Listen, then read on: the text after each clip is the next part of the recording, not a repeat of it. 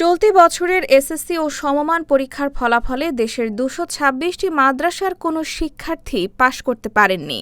অর্থাৎ এসব প্রতিষ্ঠানের শতভাগ শিক্ষার্থী অকৃতকার্য হয়েছে। শূন্য পাশ করা শিক্ষা প্রতিষ্ঠানের তালিকায় মাদ্রাসাগুলোর সংখ্যাই সবচেয়ে বেশি। সোমবার ১০ আগস্ট সকাল ১০টায় ২০২৬ সালের এসএসসি ও সমমান পরীক্ষার ফল প্রকাশ করা হয়। প্রকাশিত ফলাফলে এ তথ্য উঠে এসেছে। ফলাফল অনুযায়ী মাদ্রাসা শিক্ষা বোর্ডের অধীনে ২২৬টি প্রতিষ্ঠানের কোনো শিক্ষার্থী পাশ করতে পারেনি। এছাড়া ৯টি সাধারণ শিক্ষা বোর্ডের ৫৭টি এবং কারিগরি শিক্ষা বোর্ডের ২৯টি শিক্ষা প্রতিষ্ঠানের কোনো শিক্ষার্থী পাশ করেনি। বিদেশের একটি পরীক্ষা কেন্দ্রেও কোনো শিক্ষার্থী পাশ করতে পারেনি। সব মিলিয়ে এ বছর ৩১২টি শিক্ষা প্রতিষ্ঠানের শতভাগ শিক্ষার্থী অকৃতকার্য হয়েছে। এর মধ্যে মাদ্রাসা শিক্ষা বোর্ডের অধীনেই রয়েছে ২২৬টি প্রতিষ্ঠান।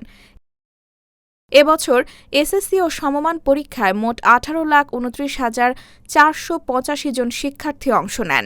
তাদের মধ্যে পাশ করেছেন ১১,৩৮,৮৭৭ জন। গড় পাশের হার ৬২.২৫%। গত বছরের তুলনায় এবার পাশের হার কমেছে ৬.২০% পয়েন্ট। মাদ্রাসা শিক্ষা বোর্ডে পাশের হার ৫৫.৪৯%, আর কারিগরি শিক্ষা বোর্ডে পাশের হার ৫৮.২০%।